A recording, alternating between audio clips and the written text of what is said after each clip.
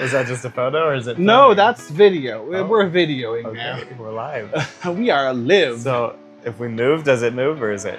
I've not set it up to do that. I could make it do that, but it would only be able to follow one of us because it's the old model. I'm not that cool yet.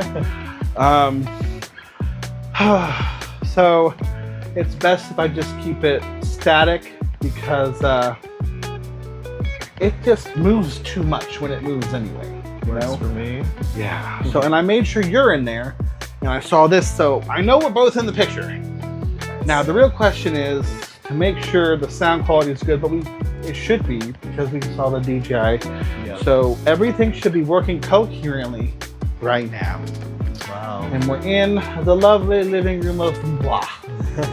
And I don't speak French. Very nice. Um, we're live. Yeah. Okay, so let's see. Preliminaries. We can start with preliminaries here. I thought about this anyway. I wanted to say thank you, Matthew, for being a willing participant on the yet to be named podcast of Douglas. I guess I'm gonna put on my YouTube, which is Yanoya with Doug. Yes. So, thank you for being a willing participant. Yeah, sure. And however you end up being a willing participant. So, oh wait, hang on. I gotta go get something. Oh yeah. I forgot about. Since I don't actually have an itinerary, which would have been nice of me, I have a question anyway. And it was the question I was gonna pose last night. That you didn't hear, but the people who played Block Us with us did. So you remember kind of vaguely what John read from the scriptures in the Vespers about worldly passions and lust of the flesh and things, and how we shouldn't have those basically, or whatever. The mind of the flesh and mind and spirit. Is that what it was? Romans 8? I don't know. I think it was Galatians or something. It was, but idea is flesh bad, passions bad, spirit good, life yes. Okay. Kind of. Anyway, I wrote down. If you don't understand, just let me know. We can talk more about it. I can articulate it real quick. What if all ungodly and worldly passions were idols that we made into ultimate things? Would that not then mean that all passions would stem from a place of actual goodness? That would then mean that the passions and that which looks bad or is worldly would have an actual root of goodness and should therefore not be ignored or condemned, at least not wholly anyway. That sounds like a crazy idea or a reality to me. And then, what if then I'm actually good and not just flat out evil? Mm-hmm. You have any thoughts on that? Do you need explanation or? No. I think you're right about at least the first part. I mean, and the second part, depending how you mean it. Yeah. I think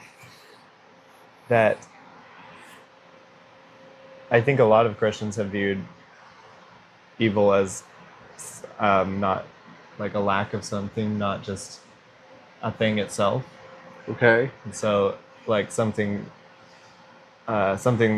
an evil desire, or like, you know, the desires of the flesh, things like that are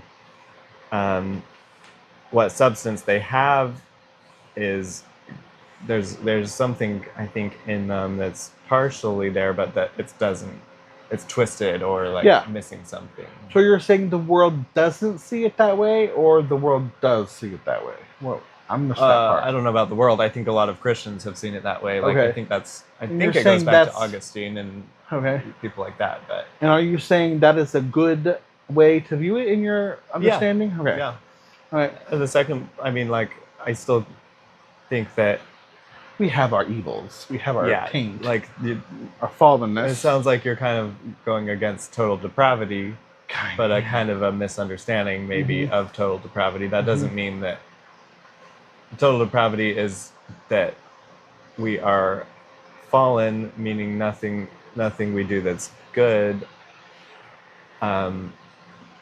can reconcile us in God's eyes, or even our righteous deeds are as filthy rags, as it says. Wait, say it again. I'm sorry. Even our righteous deeds are like filthy rags. Nothing we do that's good can like be acceptable in God's sight on our own until Christ redeems us. Okay.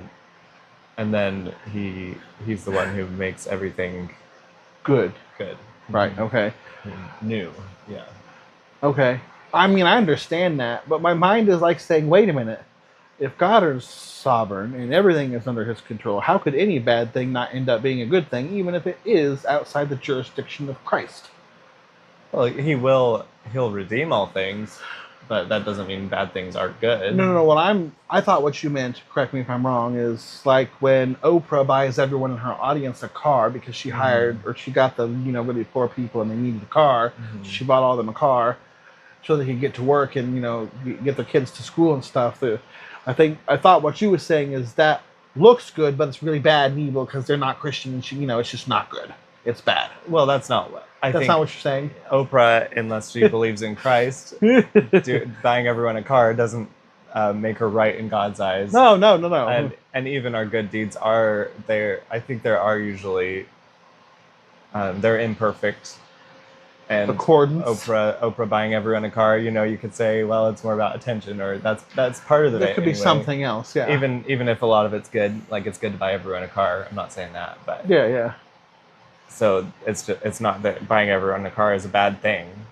It's that buying everyone a car doesn't make you right with God. Yeah. Okay. Yeah. I'm tracking with that better, because I think some people might say, well, if you're not a Christian, then even when you do good things, you're really not. And I'm like, I don't know if I agree with that. Because even all I can think of is that passage where the woman, the Gentile or whatever, comes to Jesus while he's at table, and she's begging him, Master, please have mercy, heal my daughter. And he says something that could be misconstrued as mean or whatever. It's something like, go away, woman, I don't have anything to do with you, it's not your time yet, or something like that. And she comes back and says, yes, Lord, but even the dogs get the crumbs that fall off the master's table. And that so, I guess, endears Jesus, because her faith is made known to him more clearly and evidentially then, that he's like, okay, go, woman, your faith has made your daughter well, or something like that.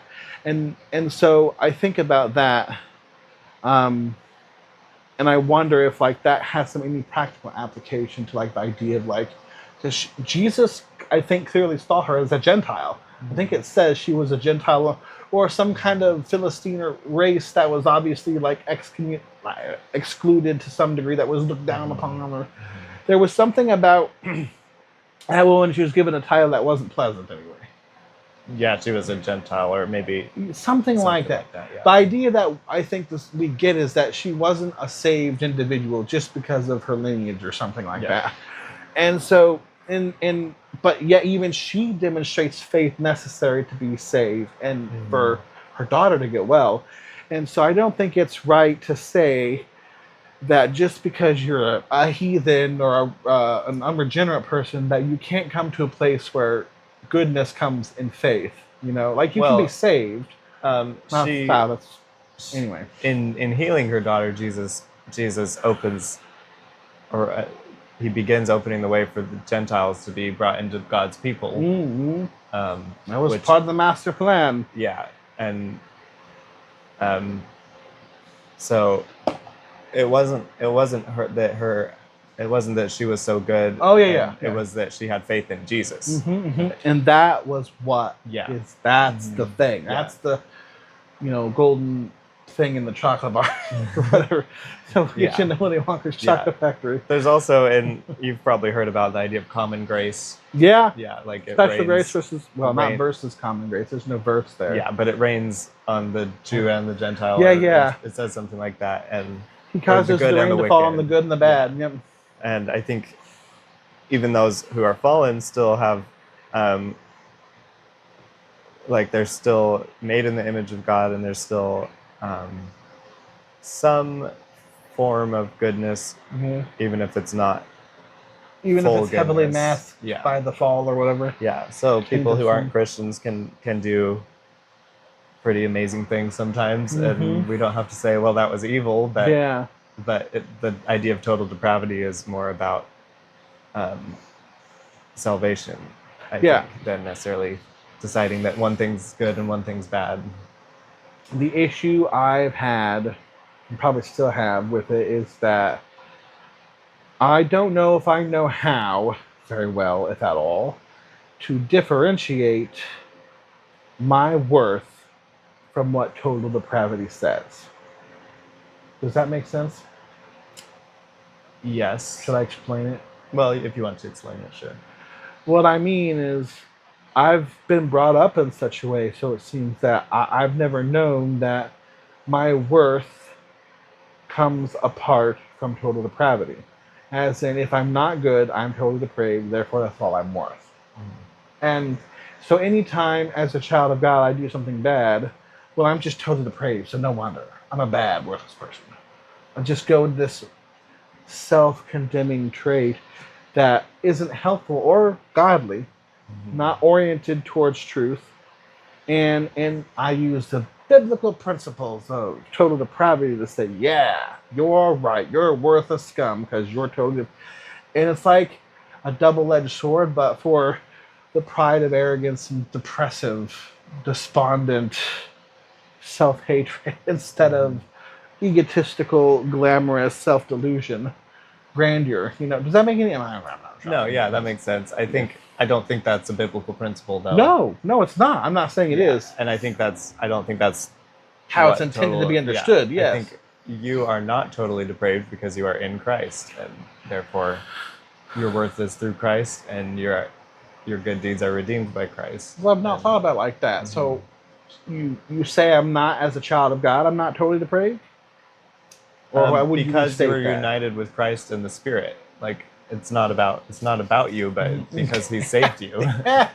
You think I get that by now, but I seem to have troubles. But He's saved you, and He has called you His own. He's called you loved, and He enables you to do to obey Him from the heart by the Spirit. Yeah. Let me look in my pocketbook of grace here. Oh, by the way, did I show you those? No. I got a thermal printer. Oh, wow. It's a little teeny tiny thing, and it prints stickers like this. That's cool. Isn't that cool? I'm a cool guy. What can I say? Let's see. I'm just going to flip through stuff and see what I find, because I put a lot of interesting stuff in here, Yeah.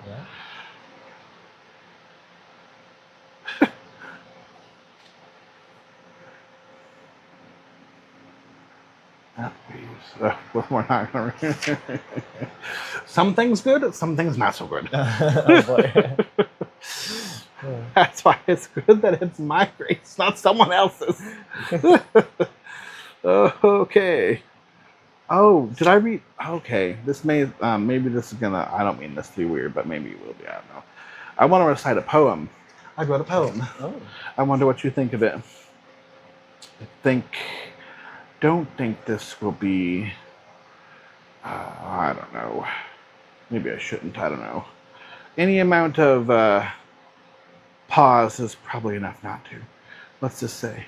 It's probably what? Pause not to. Pause is probably reason not to.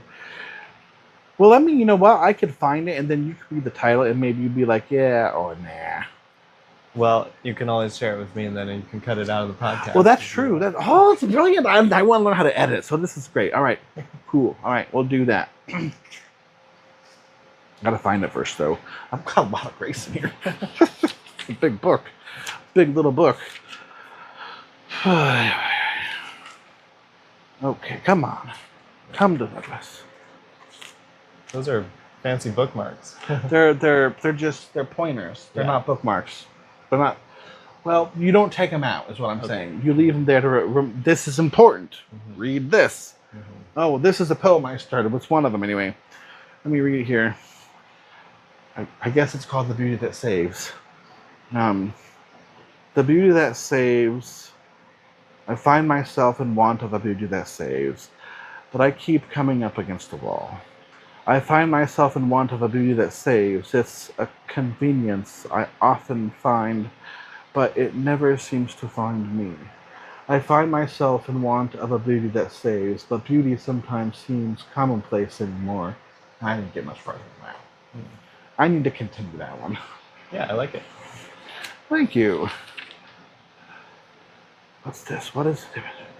Oh, we talked about that, but we're not talking about that right now. Oh, what about this? Such greatness often comes from the places of smallest grace. What do you think? Such greatness often comes from the places of the smallest of grace. What? Oh, you mean like someone gives something small, but it turns into something great? Kind of like the mustard seed, yeah. That's good.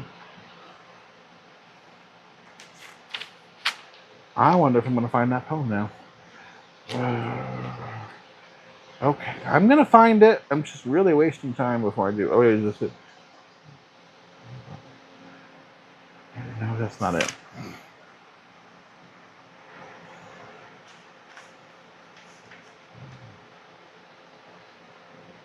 Ah, here it is. I've written this a few different ways on my computer, but this was the initial version. I call it The Beasts. I am stalked, as it were, by the beasts of lust and of beauty. Though I know only the truly beautiful can save, I am also aware that only the truth of the beast I feed will live well in my heart. So which will it be? Will I live by the lust of the pseudo-passion therein? Or will the nobility of the beauty and the purity of the beast I feed be the one I feed most? Could it be that the beast of beauty is a brute of what it means to be genteel? Is its way of chivalrous and loving nobility? Could it be such under a beast that I didn't finish it, but Trailed off. yeah. Huh. Interesting. Interesting, yeah. Okay, I got one more. I wonder if this will... This one I wrote like 5 times before I finished it, so I gotta find it. Thought I bookmarked it, but I think it was in this one.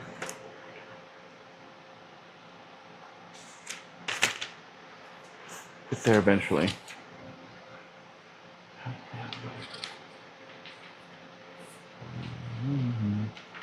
I don't know. So, here it is. I wrote this July 5th. I think I've come up with a few different versions since then. Yeah, there's one on July 8th I wrote. There's a few different versions of this. Okay, well, I don't think I want to read them all because they all convey similar ideas, but the last one I wrote was on my birthday, July 10th. Okay. Okay.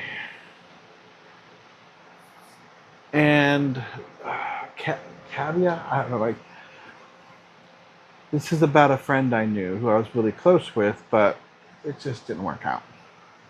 So, probably wrote this a few different ways. I'm not sure if this is the best version, but it's the one I'm going to read. There's been a time when I knew his love, but now he loves me only if. Sometimes he smiles. Okay, I can't read my writing here. Sometimes he smiles at me and the empty space in my heart fills a little, but now he loves me only if. There was a time I knew his embrace twice a week at that, but now he loves me only if. I knew his beautiful and faithful smile for over a decade, but now he loves me only if. I knew his gentle ways of love, and he knew my exceeding love of words. But now he loves me only if. Love is patient and love is kind, holds no wrongs against it, but now he loves me only if. Love never fails, it never ends, but now he loves me only if. I see his smile again, but after all that is, I can't help but wonder and love him only if. That's good. I forgot. I'm getting all teary-eyed just thinking about it. That was personal. Yeah, it seems like. Maybe we'll cut that one out. Oh dear. Okay, let's talk about something else though, because that was good stuff. If I cut it out, it's whatever. But here's the thing. I want to be about, and part of the thing I really enjoy in life and with people is fostering these kind of good conversations and meeting, and I tend to do it better one-on-one. Mm-hmm. But I do want to do it in group contexts. Just don't have many opportunities. I mean, we go to Soup and Vespers, and I like that because that's not typical for me. Mm-hmm. I get to still be part of something, but I don't get to make it all about me. Mm-hmm. And I have to actively try sometimes to remember, you don't have to say anything.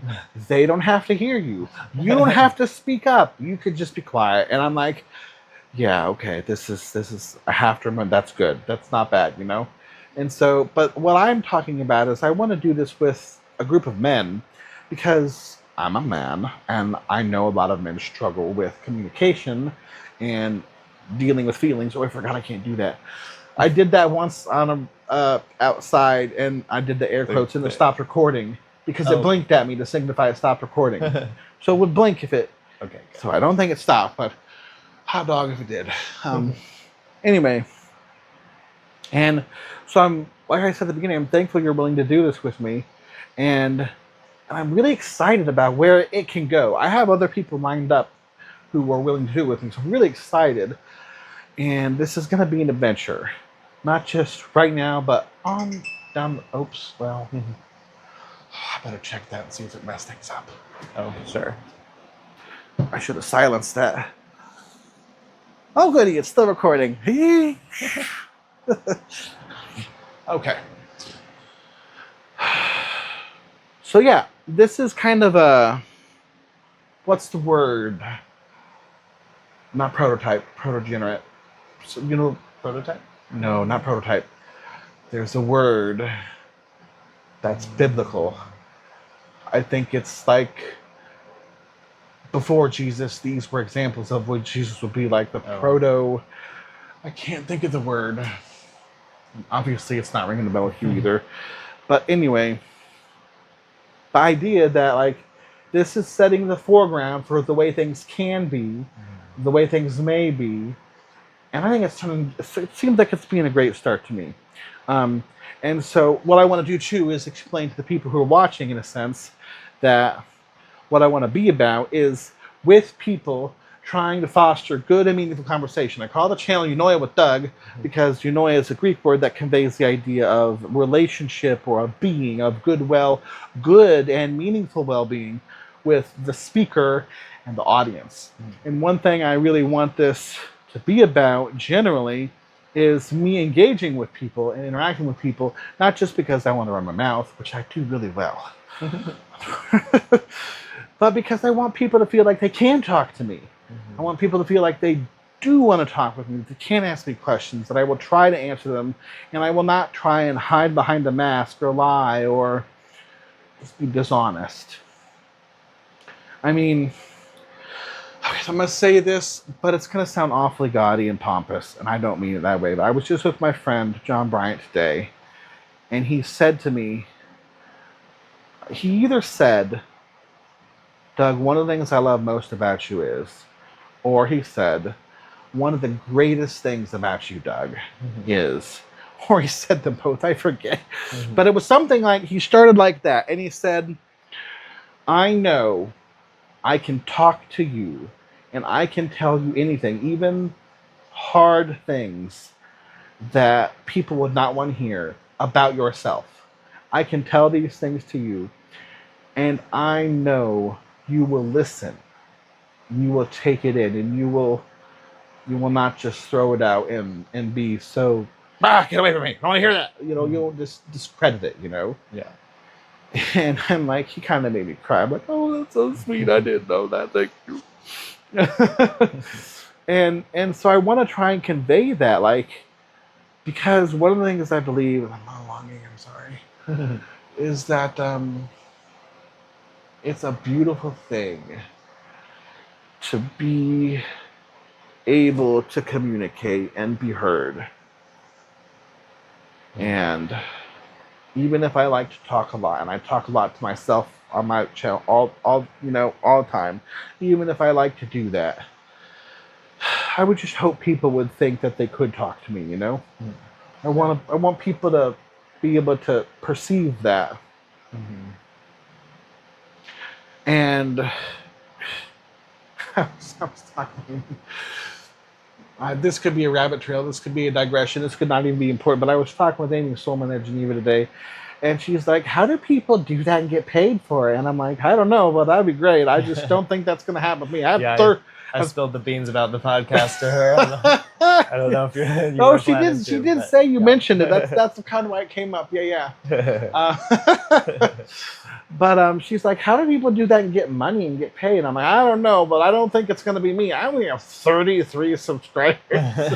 And this is after like a year of piddling away at things. I only kind of got serious about the last 2 or 3, 4 months, but it's like, I've had to work to get those subscribers. I've had to put things all out there, and it's not easy to go viral. Yeah. But then when it happens, you're like, huh? I'm pretty sure people don't understand it, but it happens, and I just don't think it's going to be me, you know? Sure.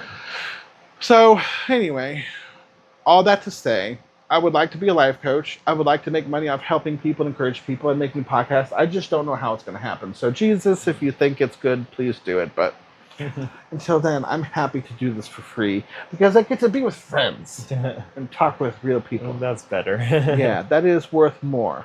Yeah, good. But I would like to pay rent too. Yeah, that would be nice. You're like, Rent Schmidt. You could live in your van down by the river. Well, I was thinking it. No, just kidding. I just got to put on my coat and rip it. You know that reference? Is that Tommy Boy? no, Fat guy in a little coat? Mm-mm. Oh, man. Fat guy in a little coat. Do you know who David Spade is? Okay, well, do you know who Chris Farley is? I know of him, yeah. Okay. I'm very uncultured. Well, you're allowed to be. I know Van Down by the River. Okay, you know that skit. Okay, yeah. You know the guy who did it? Yeah. You remember his face and what he looked? That's Chris Farley. Okay, yeah. I And know. he was working with David Spade in that skit. Okay. Blonde, kind of long hair guy. Mm-hmm. They did a movie called Tommy Boy. Or Black Sheep, or yes. Anyway. And in the one movie, he's big. Mm-hmm. He's kind of a fat guy, you know, and David Spade's a little tiny guy. Mm-hmm. And David Spade's got his little blazer, you know, sport coat. And one day, Chris Farley's character, I forget his name, Tommy, I guess, comes in and he's wearing David Spade's coat. Mm-hmm. And he's obviously too big for that coat. And so what's he do? He starts singing, "Fat guy in a little coat." And he just sings it, and he's like, "Fat guy in a little coat." And he's like, "Whoa!" And then it just rips in two right down the back. Nice. He's like, "Oh!"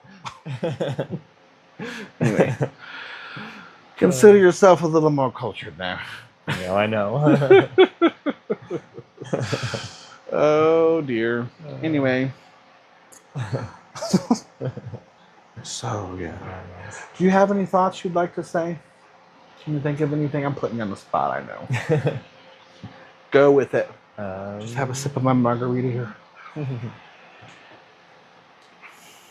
I don't really have anything particular. Is it ethical to drink a margarita in a Geneva mug with Mountain Lightning mixed in it? I guess so. You're not on campus. Yeah, that's the dry campus. I'm not on campus, for the record. You had sent me something. You said, "Oh yes, look at that. Look at it. Read that. Oh, can I see that?" Mm-hmm. Oh, I moved it. Oh, poop! I really moved it. Wow, I went way up. How did I do that? We'll get there though. Okay, there it is. So, did you get what this was about? Did you get to read it? I did read it. Let me read it again. Because basically what that was a little personal stationery. I gave it to Amy. I said, "Amy, please, I think this is encouraging. If you like it, would you hang it somewhere where people could see it, even if it's just for you?" Yeah. Wait, I feel like I saw something else. What do you mean? I don't know. That's cool. I somehow didn't. I must have seen like the small version, so I missed a lot of it, I guess. You didn't click it? Well, I didn't realize it got bigger. So Oh, come on, Matthew. What kind of picture do you not click? Please don't read it. I could read it. Okay. Well, anyway, I don't know if this will show up on there, but I sent this thing to him that I gave to Amy. I'm planning to make more of these for encouragement's sake, but it was just this little stationery, rectangular stationery, had a pretty well artistically drawn flower on it, and just put a bunch of encouraging things. So to start with, though, God looks at you and he smiles. And then I even put a smiley face because I'm crafty like that. And I sent you, not today, but a while ago, I saw it when I was scrolling through your things because I lost it. This video by this guy who kind of said this stuff, but I pieced it together and I said, just like God doesn't call the equipped, he equips the called, God also doesn't anoint those who are already ready. He anoints the willing. In ways, he merely desires your obedient movement, not your perfection. And I thought, that's profound. Let's keep going. God doesn't wait on your confidence, he honors your obedience. Still, when will I be free of this fear, you may ask? The moment your heart and soul can understand that in this life, the answer is never. So do it afraid. And then, of course, I quote Spurgeon, the lovely Spurgeon. I have a great need for Christ and a great Christ for my need. And then I quote someone who I don't list because everyone says it's Jim Elliot, but the internet says it's never him, so it's whoever. But it's simply, he is no fool who gives what he cannot keep to attain what he cannot lose, to gain what he cannot lose. That's profound. So, like, some of the most profound things are so simple, you know? And then I quote numbers 6, 24, and 26. 226. I quote G.K. Chesterton first. I just accidentally forgot to put a space in between them.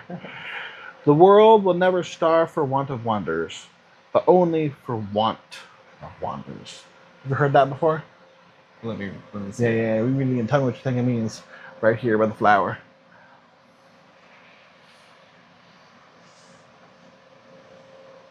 Oh, okay.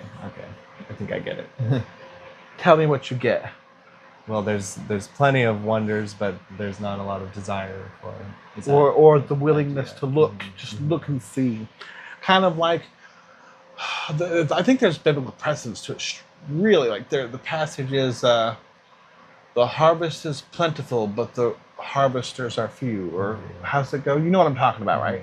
That's not exactly how it's said, but you know what I mean. Like there's tons of goodness, but who's gonna cut it up and send it out there? Where are the preachers or whatever, you know? And then I quote Numbers 6, 24 through 26. The Lord bless you and keep you. The Lord make his face shine on you, be gracious to you. The Lord turn his face toward you and give you peace. And I say, Godspeed, friend. And I'm looking to I'm thinking I'm going to type those up and just start hanging them places randomly on campus. Yeah, that's a lot nicer blown up. I'm glad. I'm glad. Now, you know when I send you pictures, you should probably click them. I guess so. Maybe you should just always use that as a thing, you know? Just always click them. Now I'm like, how much has he missed because he never clicks them? We'll never know. We'll never know, and thank goodness I don't have to worry about it, right?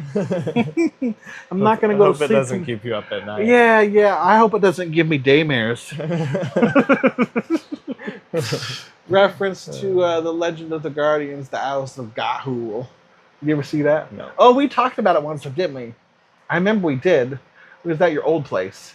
The Legend of Guardians what? The Owls of Ga'Hoole. Oh, I vaguely remember that, but I still have not seen it. So. Well, I mean, I forgive you.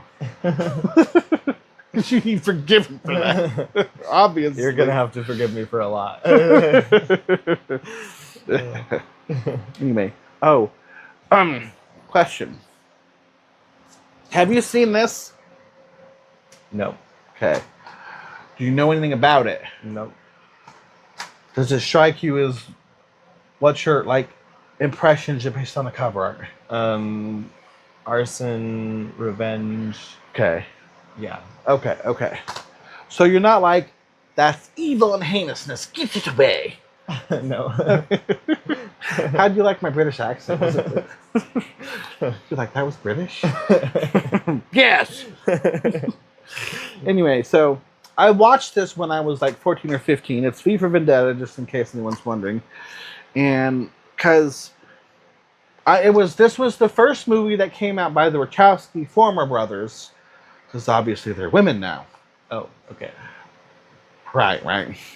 And so this was by, well, one of them had turned. That's not vampires, I'm sorry. That's terrible. We're going to stop talking about that. They're women vampires. You are not helping, Matthew. Anyway, this was by the Wachowskis, right? This was the first, like, serious movie after the Matrix movies they did. Okay. Because it wasn't the first. The first one was Speed Racer, and I hated them for it because I didn't want to watch a racing car movie. I wanted, we were so much more, and I was so upset. And I'm like, yay! Finally, an action movie. They had to use all that experience from filming that car chase scene in the Reloaded. Yeah, well, I guess so. But anyway, I was like really looking forward to this, and then I was like 14 or 15, and of course, I was so let down. I hated it. Wasn't enough action, too much big words. I didn't understand why they had to do this and that. And so I watched it again recently. It left Netflix, though. And I loved it. I'm like, I understand why I couldn't have loved this then, but I love it now. And I went to open hours at Soma last Friday, and I asked John Bryant and Josh Bartow if they'd seen it.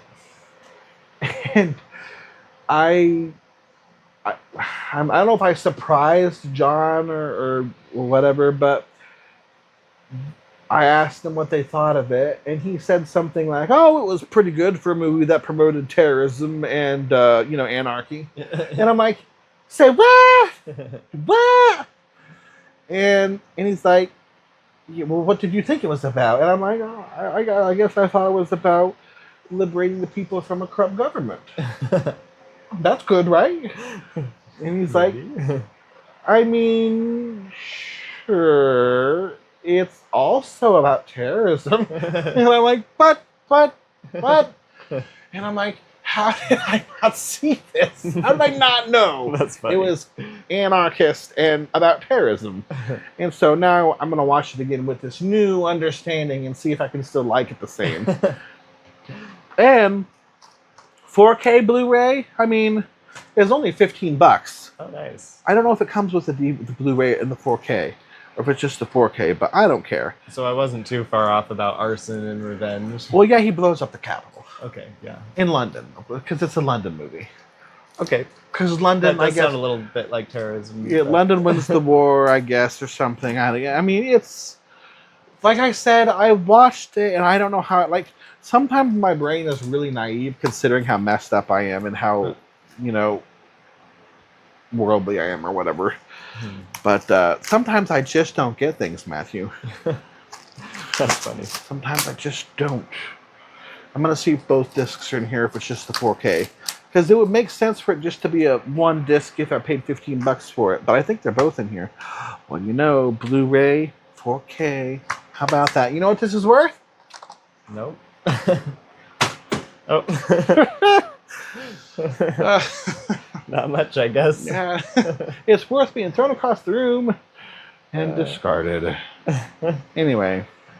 Okay, I feel like this is not going very far anymore. So how about this? I need to come up, you can help me with this. Didn't you have a thought about a routine we could put in here, like at the beginning or something? Did you remember saying something about that?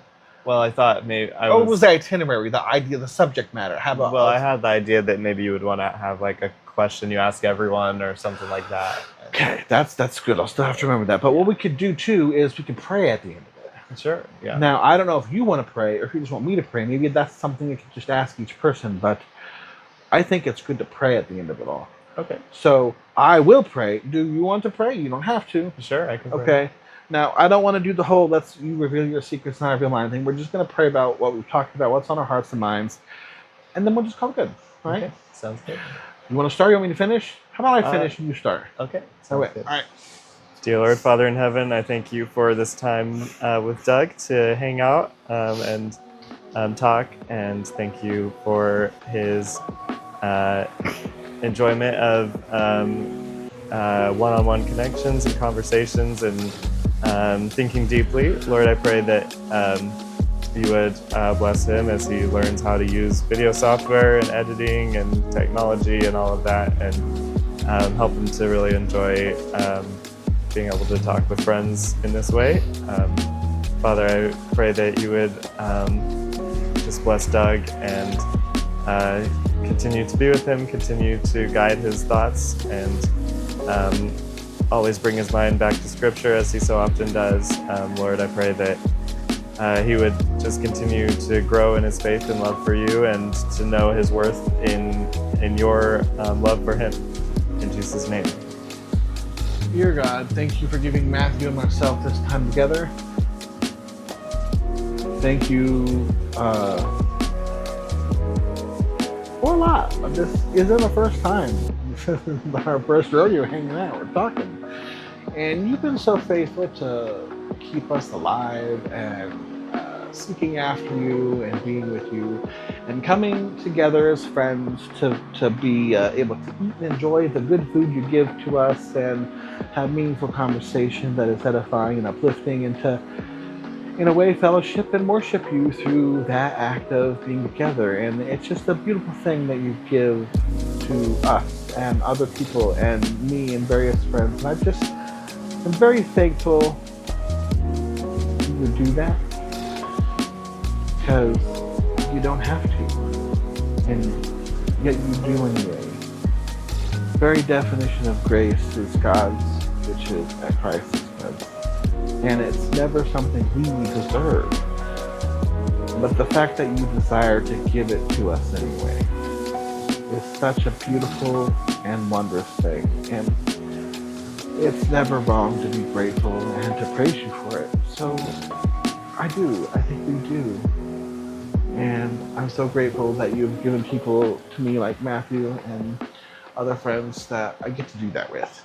And I pray that you would bless this podcast, whatever becomes of it, that I don't have a name for, that John will probably never give a good name for. And that it could encourage some. Yeah, some. Because we don't need to win everyone. We just need to do our part. The next best thing, the next best step. And if we can be faithful in the little, we can be faithful in the lot. And I just pray for your goodness and all that, God. For me and for Matthew, thank you. In Jesus' name, amen. Now, I'll see if this works. We'll do this again and it shuts it off.